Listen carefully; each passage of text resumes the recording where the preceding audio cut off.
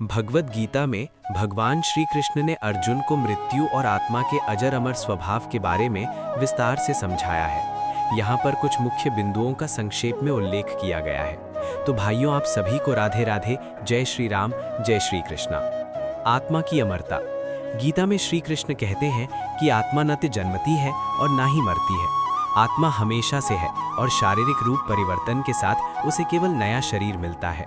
ये बात गीता के दूसरे अध्याय में स्पष्ट रूप से कहे गए हैं, जिसमें कहा गया है, न जायते म्रियते व कदाचित। शरीर का परिवर्तन।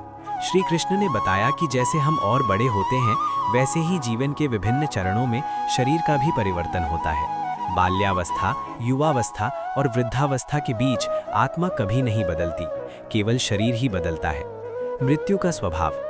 गीता में मृत्यु को एक अंत के रूप में नहीं देखा गया है, बल्कि इसे एक परिवर्तन के रूप में बताया गया है। जब एक व्यक्ति का शरीर समाप्त होता है तो आत्मा नया शरीर ग्रहण करती है। कर्म और जन्म मृत्यु का चक्र। श्री कृष्ण ने अर्जुन को समझाया कि आत्मा के पुनर्जन्म का कारण उसके किए गए कर्म हैं। कर्मों के अनुसार आत्मा अलग अलग योनियों में जन्म लेती है, इसलिए एक व्यक्ति को अपने कर्मों के प्रति सजग रहना चाहिए। भक्ति और मोक्ष।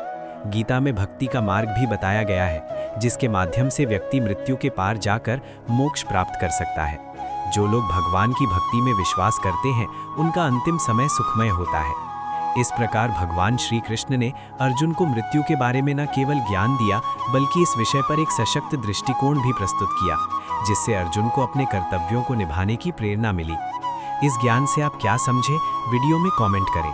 आइए हम आपको ये भी बताते हैं कि भगवान श्री कृष्ण अर्जुन को मृत्यु और आत्मा के विषय पर किस प्रकार से बता रहे हैं। आत्मा की अमरता। कृष्ण अर्जुन को बताते हैं कि आत्मा अमर है। जब शरीर मरता है, तब आत्मा एक शरीर से दूसरे शरीर में स्थानांतरित होती है। ये ज्ञान अर्जुन को ये समझाता है कि मृत्यु अंत नहीं है, बल्कि एक परिवर्तन है। शरीर और आत्मा का भेद। कृष्ण आत्मा और शरीर के बीच का अंतर स्पष्ट करते हैं। वो बताते हैं कि शरीर नाशवान है, लेकिन आत्मा शाश्वत और अटल है। ये ज्ञान अर्जुन को अपने डर को काबू करने में मदद करता है। कर्म का सिद्धांत। कृष्ण अर्जुन को समझाते हैं कि हमें अपने कर्मों का पालन करना चाहिए, बिना फल की चिंता किए। ये सिखाने का मकसद ये है कि कर्म का करने में ही सच्ची सफलता है, ना कि उसके परिणाम में। योग और साधना। कृष्ण अर्जुन को विभिन्न प्रकार के योग, कर्म योग, ज्ञान योग, भक्ति योग के माध्यम से आत्मा की वास्तविकता को समझाने की कोशिश करते हैं। ये योग आत्मा की ओर एक गहरी समझ प्रदान करते हैं। मुमुक्षु का मार्ग। कृष्ण अर्जुन को ये बताते हैं कि जो व्यक्ति आत्मा के असली स्वरूप को जान लेता है, वो मुमुक्षु बन जाता है, यानी मोक्ष की इच्छा रखने वाला। इस समझ से अर्जुन को अपने कर्तव्य के प्रति सजग रहने की प्रेरणा मिलती है। मोक्ष का निरूपण। कृष्ण मोक्ष की अवस्था का वर्णन करते हैं, जिसमें आत्मा भगवान के साथ मिलन करती है और संसार के बंधनों से मुक्त होती है। इस प्रकार भगवान श्री कृष्ण का संवाद अर्जुन को जीवन, मृत्यु और आत्मा की अमरता पर गहन दृष्टिकोण प्रदान करता है।